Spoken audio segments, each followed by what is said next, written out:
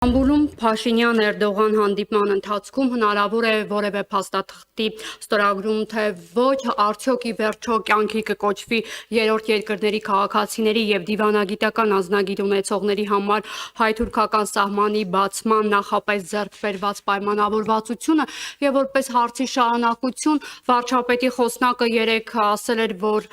Փաշինյան-Ալիև հանդիպում նախատեսված չէ, այնուամենայնիվ հնարավոր է պատրաստից որևէ հանդիպում տեղի ունենալ եւ քննարկում ձեռք բերվի խաղաղության պայմանագրի ստորագրման վայրի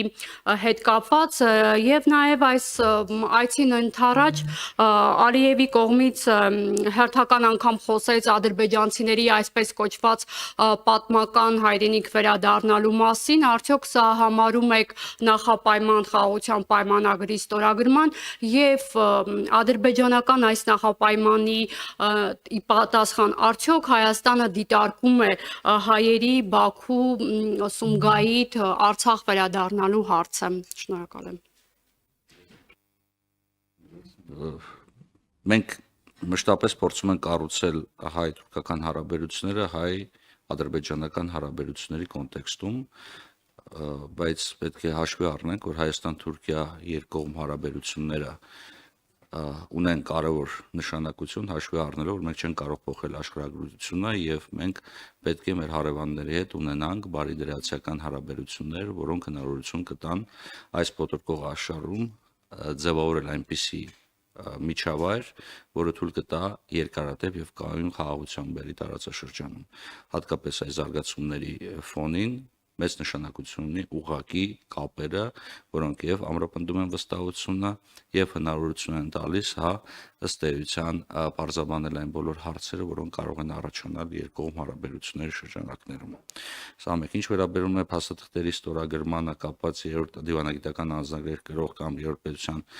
քաղաքացիների Հայաստան եւ Թուրքիա առանց հատուկ արտոնագրի այցելության հնարավորության հետ, ապա դու գիտեք, որ մենք ավելի լայն օրակարգ ունենք եւ մենք ըստ էության մշտապես խոսում ենք եւ շարունակելու ենք խոսել Հայաստան-Թուրքիա հարաբերությունների նորմալացման, նորմալ բնականon դիվանագիտական հարաբերությունների հաստատման եւ այդ հարաբերությունների հաստատումից հետո առավել ակտիվ հնարավորություններ ընձեռելով մեր քաղաքացիներին, տնտեսվարողներին, առևտրային, տնտեսական եւ այլ հարաբերությունների մեջ մտնելու Թուրքիայի Հանրապետության հետ։ Ինչ վերաբերում է այլ հարցերին, ենթադրություններ կարելի է շատ անել, բայց ես նախապայմանների մասին տեսեք խաղաղության համաձայնագրի տեքստը համաձայնեցված է, դա նշանակում է, որ բոլոր հոդվածները համաձայնեցված են։ Հիմա մենք կարող ենք խոսել պայմանագրի կնքման ժամանակի եւ վայրի մասին։ Իհարկե շատ կարեւոր է, որպեսզի կողմերի միջև լինեն այնպիսի կառուցողական հարաբերություններ, այնպիսի փոխադարձ վստահության մթնոլորտ, որը թույլ կտա նախապատրաստել այդ պայմանագրի ստորագրման գործընթացը։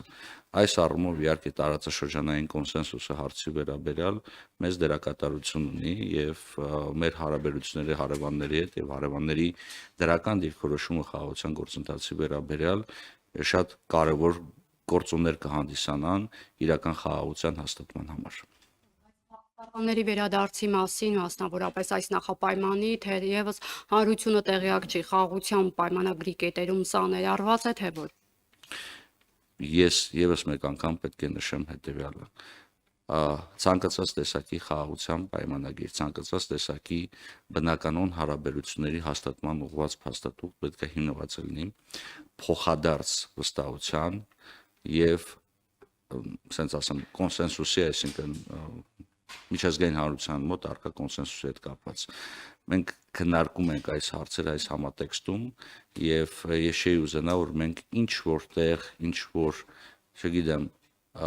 լրատվամիջոցի կամ մեկ այլ լրատվամիջոցի, որը հղում է կատարում, մեկ այլ լրատվամիջոցի, որը հղում է կատարում մի փաստաթղթի, որից հետո